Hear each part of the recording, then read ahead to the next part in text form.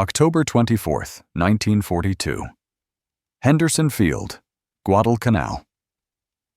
The jungle was silent for one last moment before it erupted. Rain fell in sheets, hissing against hot metal as Sergeant John Basilone crouched behind his Browning machine gun, cigarette trembling between calloused fingers. He was 25, built like a boxer, with the calm eyes of a man who had already seen too much death.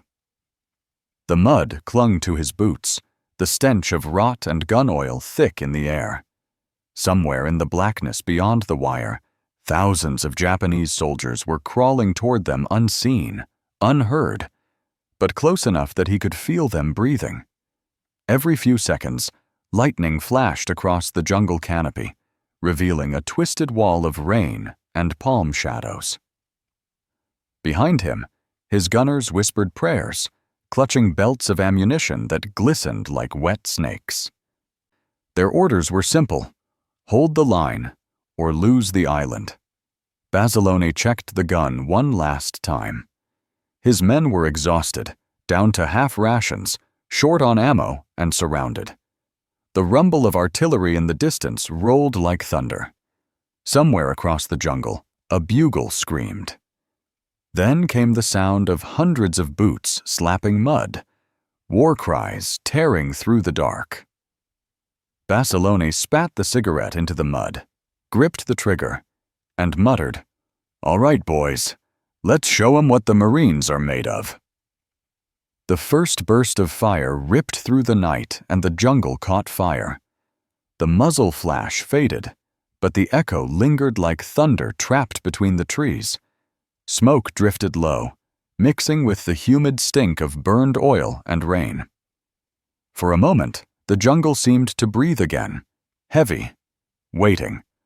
Then Basilone shouted for fresh belts. His gun crew scrambled through the muck, feeding ammunition through trembling hands slick with water and blood. It had been days since any of them had slept more than a few minutes.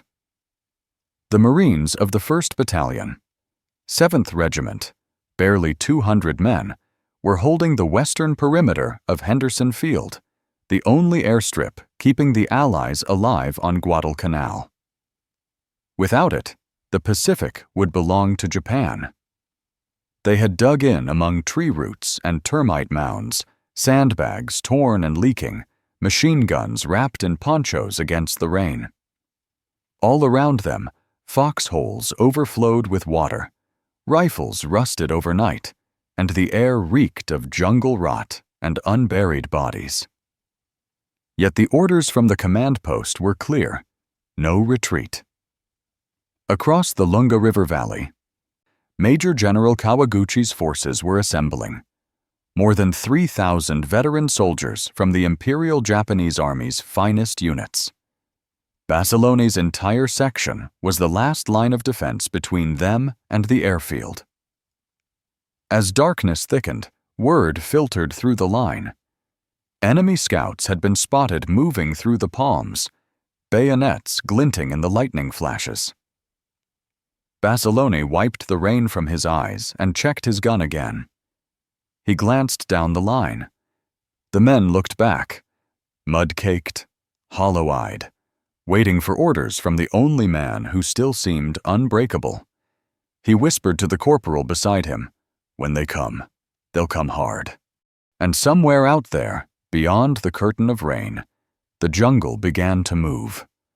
The rustling began as a whisper, leaves brushing, branches cracking, then grew into a sound like a rising storm. Basilone froze, listening. It wasn't wind. It was boots. Hundreds of them. The Japanese were coming. He shouted a warning, and every Marine along the line lifted his weapon toward the black void of trees. The first flares burst overhead, painting the jungle in a ghostly white. What Basilone saw turned his blood cold, waves of soldiers advancing through the rain, bayonets flashing, shouting "Banzai!" as they charged straight into the gunfire. The Browning machine guns roared to life, spewing red tracers into the dark. Men fell like shadows, collapsing into mud, but the wave didn't stop. The Japanese came on screaming, stepping over the bodies of their comrades. They fired rifles from the hip, tossed grenades into foxholes, clawed through the wire with bare hands. The line erupted into chaos. Machine guns overheated, barrels warped, belts ran dry. Basilone's section was at the center of it all, the focal point of the attack. "Keep firing!" he yelled, voice cracking through the storm. He sprinted along the line, hauling fresh belts under fire, his helmet rattling with shrapnel. At one gun pit, both Marines were dead. Basilone threw their bodies aside and took their place. The Browning jammed after 20 rounds. He cursed, slammed it open, cleared the feed, and kept firing. The enemy pushed within 30 yards. Mortar shells exploded, spraying dirt and blood. A Marine screamed for help, and Basilone crawled through mud to drag him back by his webbing, firing one-handed as he moved. The gun smoked, his hands blistered. He ignored the pain. For every man he lost, 3 Japanese fell. Still, they kept coming. It was no longer a battle, it was endurance. Somewhere behind him, someone yelled, "They're breaking through!" Basilone slammed another belt into the gun, teeth clenched, rain pouring down his face like sweat. "Not on my watch," he growled. And as another bugle screamed through the night, the baby-faced Marine from New Jersey stood his ground, the jungle moving toward him like a living wall of death. The jungle wall hit them like a wave. The next charge smashed into Basilone's line so hard the earth itself seemed to shake. The machine guns screamed, the barrels glowed red, and the smell of gunpowder mixed with the stench of burning palm fronds. The battlefield was no longer a jungle. It was an inferno. Basilone's gun crew fired until their ammo belts turned to ash. When one Browning jammed for good, he grabbed the next, moved it by himself through knee-deep mud, and set it up again, fingers burned raw. He yelled for fresh ammunition, but no one answered. The runners were dead. The radio crackled with static. They were cut off. He looked back at his men. Barely a dozen left, faces ghostly in the muzzle flash. "Stay low. Keep feeding," he barked, though he knew the ammo was gone. Then he did the unthinkable. Basilone stood, slung the empty belt around his neck, and sprinted through the gunfire toward the rear. Bullets snapped past him like hornets. Mortars thudded into the mud, tossing earth and bodies into the air. He reached the supply dump, a half-mile back, grabbed 2 heavy crates of ammunition, and staggered forward, refusing help. Twice he fell. Twice he got back up. Marines watching from foxholes thought they were seeing a ghost. When he returned, the Japanese were already on the wire. He dropped the crates, kicked one open, and screamed, "Feed the gun!" His men obeyed without hesitation. The Browning roared again, cutting swaths through the attackers. They fell so close that bodies piled against the barbed wire like sandbags. For 6 hours, the night burned. Basilone's section held the entire western perimeter alone, repelling wave after wave. The dead littered the ground so thick the rain could no longer reach the soil. By dawn, silence finally returned, a silence heavy and wrong. Basilone stood among twisted metal and lifeless men. His uniform soaked, his arms trembling from exhaustion. Around him, the jungle smoldered, the air thick with smoke and memory. He looked down at his hands, blistered, blackened, and shaking, and whispered to no one. "We held." The words "we held" barely left his mouth before the silence shattered again. Basilone turned his head. Movement in the trees. The Japanese weren't done. In the gray mist of early dawn, new figures emerged, dragging machine guns and mortars through the mud. Reinforcements. "Positions!" he shouted, voice raw from smoke and shouting. The surviving Marines, maybe 12 in total, reloaded their rifles with trembling hands. They had no food, little ammunition, and zero backup. Henderson Field was less than half a mile behind them. If they broke now, the entire airstrip would fall. Basilone checked his Browning. The barrel was warped from the night's firing, still hot to the touch. He swapped it for another scavenged from a destroyed gun, setting it up over the bodies of his fallen crew. The air smelled of cordite and death. The enemy opened up again, machine gun bursts ripping through the palms, mortars screaming overhead. Dirt and bone rained down. The Marines fired back until their rifles clicked dry, then passed up captured Japanese weapons, anything that could still shoot.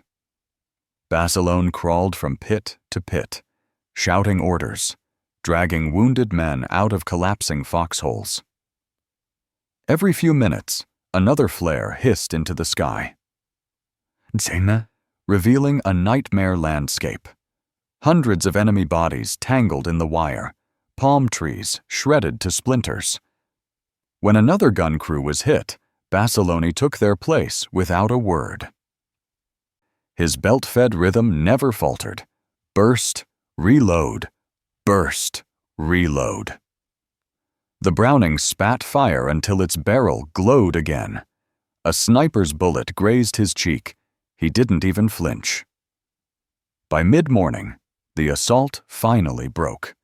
The remaining Japanese pulled back into the jungle, leaving the ground carpeted in silence and death. Basilone staggered upright, smoke curling around him like fog. His hands were cracked open, his face streaked with soot and blood, his eyes empty. He had fired nearly non-stop for 2 days, moving between 6 machine guns, hauling hundreds of pounds of ammunition alone, and killing wave after wave until nothing moved.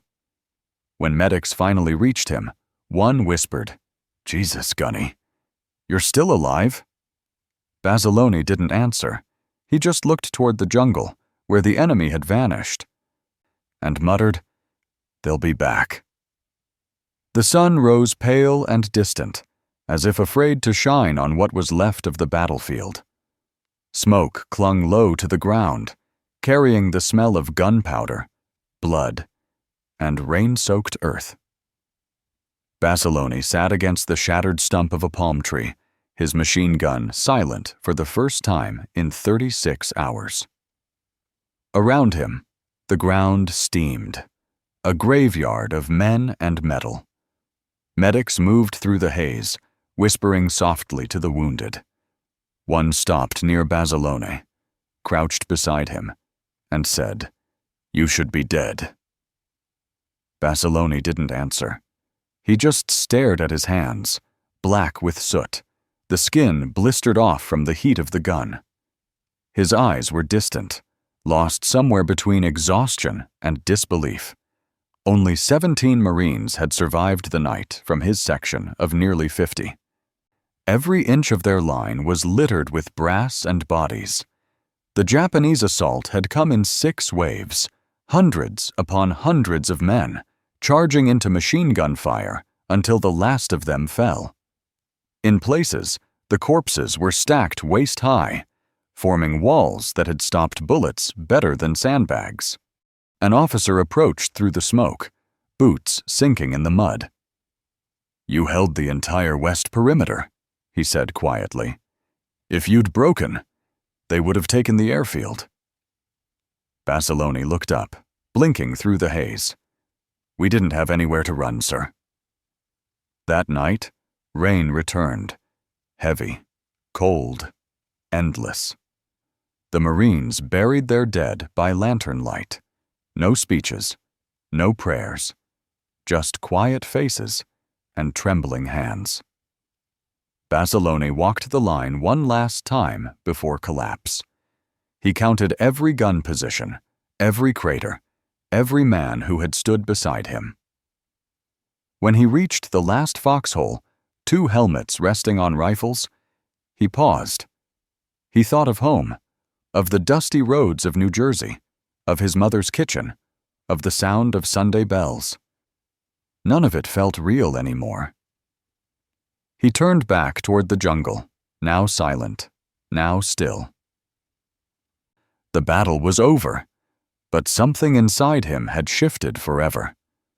He whispered to the empty night, "If this is victory, what does defeat look like?" By the time the battle reports reached headquarters, John Basilone's name had already started to spread through the 1st Marine Division like a legend whispered in disbelief. "One man held the line," they said. "He fed 6 guns alone." But Basilone didn't feel like a hero. He felt empty, like the jungle had taken something from him he'd never get back. When he was finally ordered to the rear, he didn't argue. His hands were raw, still wrapped in gauze. Every movement sent a sting through his arms. Yet when a young private tried to help him carry his gear, Basilone refused. "I can walk," he muttered. "They can't." At the makeshift field hospital, reporters arrived before the medics could finish cleaning the wounds. Cameras clicked. Officers lined up to shake his hand. He stood there awkwardly, eyes hollow, uniform still stained with mud and blood. When a correspondent asked him what it felt like to kill so many, Basilone only said, "It felt like trying not to die." Back at Henderson Field, the pilots who'd flown overhead came to see the man who'd kept the runway safe.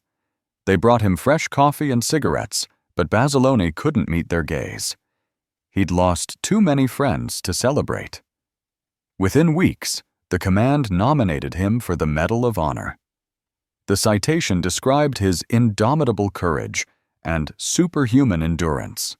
But to Basilone, it felt wrong. The medal would be for surviving, not for the men who didn't. When General Vandegrift pinned the ribbon to his chest, Basilone's eyes stayed on the floor. The applause echoed hollow in his ears. Afterward, a war correspondent caught him alone and asked if he was proud. Basilone paused, then whispered, "Proud? No. I just did what any Marine would do if his brothers were dying in the dark." That night, as he sat outside his tent, listening to the jungle rain, he pulled the medal from his pocket and turned it over in his hands. It gleamed in the dim light, a beautiful, terrible reminder of everything he'd had to become to survive. When John Basilone stepped off the transport ship in San Francisco, he expected silence. Instead, there were crowds, hundreds of them. Flags waved, cameras flashed, and a brass band played the Marine hymn. America had found its new hero, the one-man army of Guadalcanal. But Basilone's expression never changed. He stood stiffly at attention, cap in hand, eyes scanning the sea of strangers cheering his name. Somewhere among them, he thought, were mothers who'd lost sons in the same jungle that still haunted his dreams. The Marine Corps sent him on a war bond tour, crisscrossing the country to raise money and morale. He was given a new uniform, pressed and spotless, and a rehearsed speech.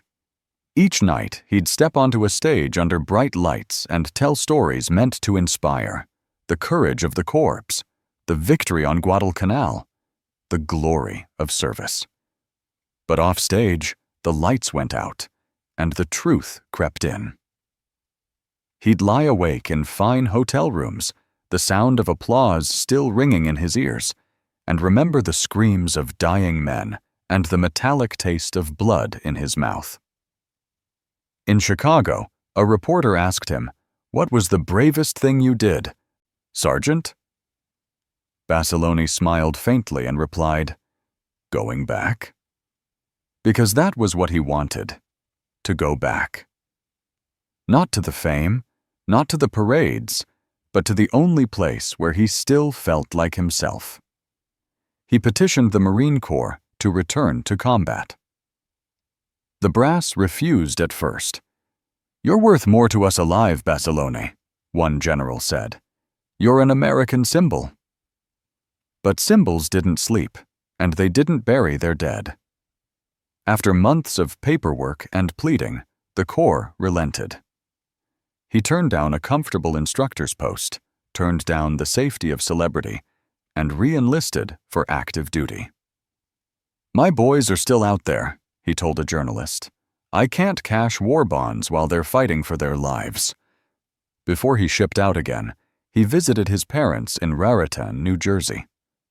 His mother wept when she saw him, the hometown boy who'd become a national hero. Basilone just hugged her and said quietly, "Ma, don't worry. I'll be fine. I just need to finish what I started." She didn't believe him. Neither did he. John Basilone returned to the Pacific not as a celebrity, but as a Marine. Gone were the bright lights, the press interviews, and the applause. When he stepped onto the black volcanic sands of Iwo Jima in February 1945, he wasn't America's hero. He was just another man in the 5th Marine Division, clutching his .45 and praying the beach didn't swallow him whole. The air smelled of sulfur and death. The ground trembled constantly from naval bombardment. Ahead, Mount Suribachi loomed like a black tooth against the sky, silent, but alive with thousands of Japanese defenders dug deep into tunnels and bunkers. Basilone's men looked to him, wide-eyed and pale, and he gave the same order he'd once given on Guadalcanal: "Keep moving forward." The landing was chaos. Mortar fire churned the beach into a nightmare of fire and smoke. The moment Basilone hit the ground, he was already shouting, directing machine gun placements, and rallying men who had never seen combat before. One shell wiped out half his platoon in an instant. He didn't stop. When a tank bogged down in the volcanic ash, blocking the advance, Basilone ran through a storm of gunfire to guide it forward, slapping the hull and waving his arms to clear the way. A bullet grazed his helmet, another tore through his sleeve, but he didn't falter. He reached a bunker complex where Marines were pinned under machine gun fire. Crawling on his belly, he tossed grenades one by one, closing in until he could climb atop the position and drop explosives directly through the firing slit. The bunker erupted. The men behind him cheered. But Basilone didn't pause to bask in it. He just yelled, "Keep moving!" and charged toward the next line of fire. At that moment, John Basilone was back where he belonged. Not on a stage or in a parade, but in the mud and terror of battle, doing what he was born to do. He had come full circle. From the jungles of Guadalcanal to the black sands of Iwo Jima, one man, against impossible odds, fighting not for glory, but for the men beside him. And this time, it would be his final stand. The moment his boots hit the volcanic sand, John Basilone knew Iwo Jima was nothing like Guadalcanal. The air was thicker, heavier, filled with smoke, sulfur, and the scream of shells. The ocean behind him boiled with landing craft. Ahead, the black slopes of Mount Suribachi vomited fire. He could barely hear his own voice over the chaos. But his men could see him. The Medal of Honor hero charging forward through a storm that turned men to shadows in seconds. "Get off the beach!" he bellowed, waving his arm toward the cratered ridges. "Move!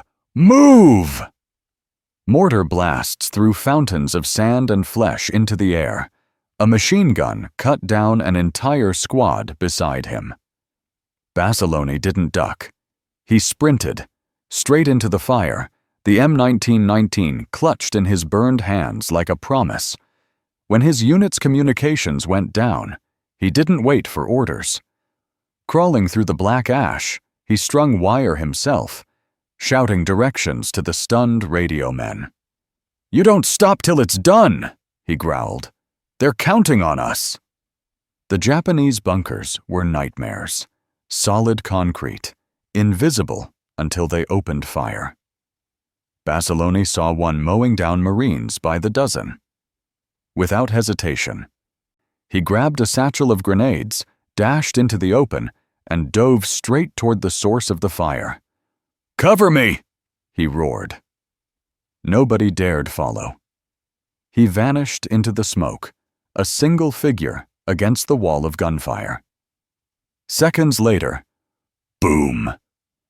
The bunker blew apart, flames spilling through the slit like a dragon's breath. When the smoke cleared, Basilone was still standing, burned, bleeding, but alive. The men behind him surged forward, screaming his name, charging the next position. For a fleeting moment, victory seemed possible, because one man had refused to die. Then, as Basilone turned to pull another Marine to safety, a mortar round exploded only feet away. The blast threw him to the ground. He didn't move. When they found him, he was still clutching the machine gun that had saved so many lives, his body shielding two wounded Marines behind him. The charge had worked. The line had held. John Basilone, the boy from Raritan, the one-man army of Guadalcanal, had died exactly how he'd lived, leading the charge, in the fire, unbreakable till his final breath. When the gunfire faded and the black smoke lifted from Iwo Jima's beach, the Marines who survived stumbled forward in stunned silence. Among the bodies scattered across the sand, they found John Basilone lying face down, still gripping his machine gun as if ready for one more fight. The men didn't speak. They didn't have to. They knew they had just lost the kind of Marine who only comes once in a generation. The word spread fast, from the front lines to the command posts, and finally across the Pacific. Basilone's gone. In that single sentence, the Marine Corps lost its beating heart. Back in the States, telegrams began to arrive before dawn. His wife, Lena Riggi, a Marine sergeant herself, read the message in a cramped California apartment. She didn't cry at first. She just folded the paper neatly, placed it on the kitchen table, and whispered, "He wouldn't have wanted it any other way." While the world called him a hero, the Marines who fought beside him simply said he was a brother, the man who never flinched, never left anyone behind. One corporal, still shaking from shock, told a reporter, "He wasn't trying to be famous. He was trying to keep us alive. That's the difference." Basilone's body was brought home to Raritan, New Jersey, where the entire town lined the streets for the funeral procession. Church bells rang as the flag-draped coffin passed, and veterans saluted through tears. His Medal of Honor gleamed faintly in the sunlight atop the casket, joined now by a Navy Cross, awarded posthumously for his heroism on Iwo Jima. Reporters asked his commanding officer what made Basilone different. The man paused, then said quietly, he didn't think courage was something rare. He thought it was duty. In the years that followed, his name became legend. His story was told in classrooms, boot camps, and war memorials. But for the Marines who walked behind him that morning on Iwo Jima, the legend was simple. One man charged into hell so that others could live to see the dawn.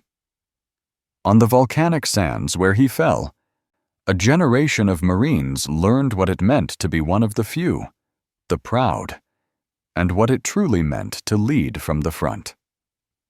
In the months after Iwo Jima, the Pacific War rolled on. Okinawa, Manila, Tokyo Bay. But among the Marines, one name refused to fade: John Basilone. It was spoken in the barracks like a prayer, whispered in boot camps by recruits who'd never met him but already measured themselves against his impossible standard. At Camp Pendleton, instructors told his story before dawn marches. "Remember Basilone," they'd bark. "He didn't wait for orders. He was the order." Recruits would nod, gasping for breath, boots pounding the dirt, knowing they were walking in the shadow of a man who had turned war itself into an act of loyalty. Hollywood came calling next. War bond films and documentaries tried to capture his story. The machine gun at Guadalcanal, the final charge on Iwo Jima. But none of it could capture the raw humanity behind his courage.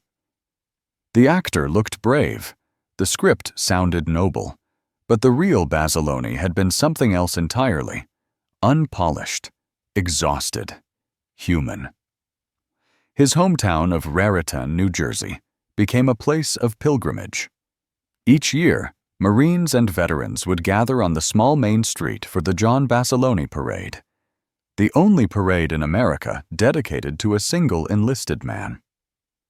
His parents stood quietly at the curb for years, waving as the marching bands passed, eyes wet but proud. For the men who'd known him, the stories never grew old. They'd sit in bars, telling the same tales: how he fixed jammed guns with blistered hands, how he joked in the middle of shell fire, how he never once backed down.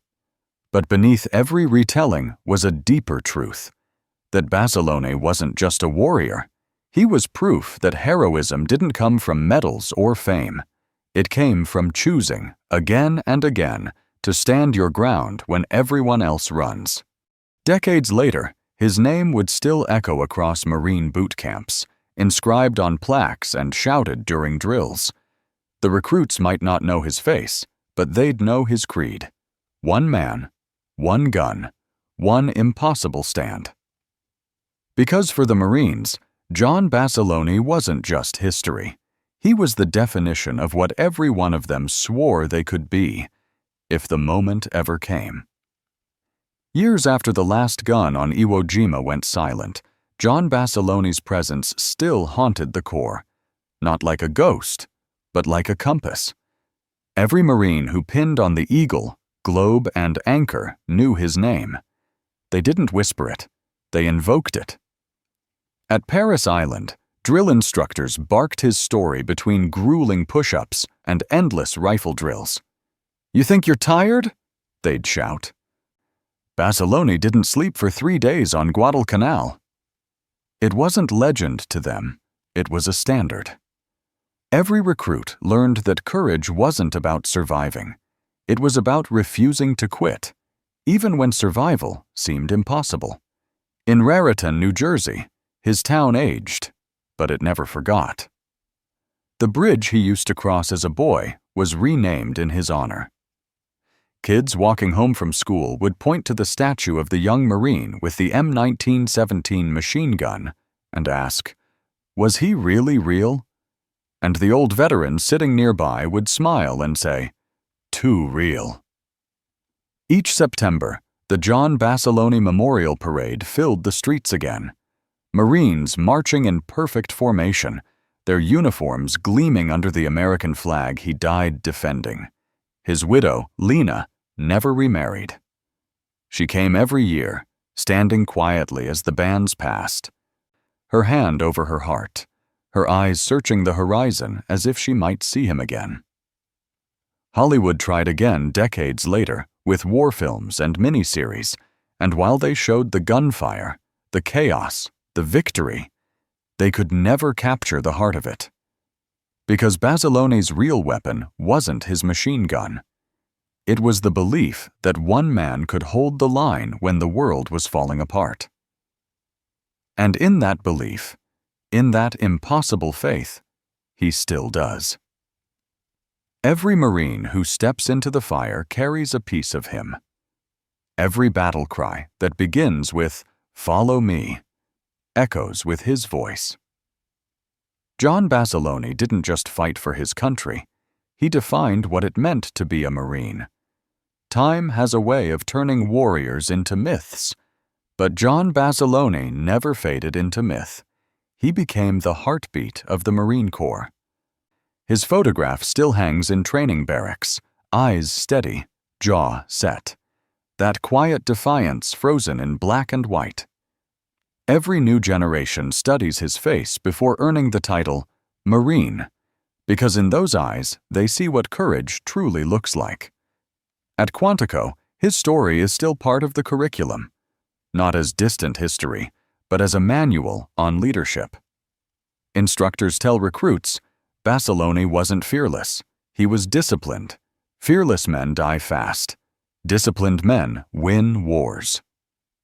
They study how he moved, how he thought, how he refused to let exhaustion or fear take command. On every battlefield where Marines have fought since, from Vietnam's jungles to Fallujah's dust, Basilone's name is whispered like a promise. One Marine in Iraq reportedly carved Basilone into his rifle stock, saying, "If he could hold Guadalcanal, I can hold this street." And perhaps that's the true legacy. Not medals or monuments, but inheritance. The kind that passes through grit and fire, generation after generation. He's there in every Marine who refuses to leave a man behind, in every small act of defiance against chaos, in every heartbeat that chooses duty over comfort. In Raritan, his bronze statue still stands tall, one hand gripping the machine gun, the other pointing forward, as if leading his men into battle once more. Every year, when the sun sets on parade day, the crowd falls silent, and for a few moments, it feels as if he's there again. Not gone, not forgotten, just waiting, eternal, at the front of the line, the Marine who never stopped leading. Decades after the thunder of Guadalcanal and Iwo Jima, the name John Basilone still ripples through Marine Corps history like a battle cry that refuses to fade. He isn't just remembered, he's lived with. His legacy exists in the way every Marine shoulders his rifle, checks his gear, and looks at the man beside him before stepping into danger. In classrooms, drill fields, and memorials, his story is retold not for glory, but for guidance.